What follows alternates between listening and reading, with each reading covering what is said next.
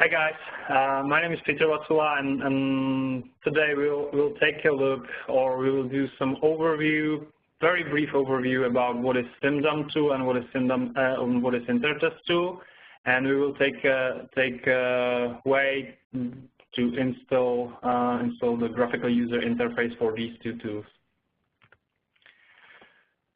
So Symdump is a diagnostic report tool in case of a failure or abnormal end for mainframe batch applications and or Kix transactions. And this tool has also an Eclipse-based UI. InterTest is an interactive debugger for mainframe batch applications and or Kix transactions, again with a rich Eclipse-based UI plugin. If you want to start using Symdump batch or InterTest in Eclipse and use the graphical user interface, you need to first make sure that the mainframe support is installed, which means that your testing tool server is installed, and this testing tool server provides the facilities for InterTest and Symdump.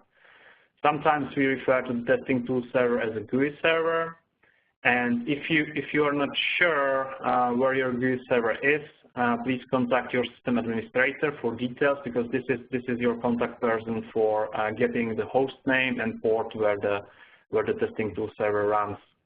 If you want to know more information about either the tools or the process how to install it, please refer to our documentation that lies on docops.ca.com/CAITSD, which will lead you to the latest documentation. Now, if you get to the point that you already have the host name and port for the testing tool server, you will probably be choosing between two options for your graphical user interface.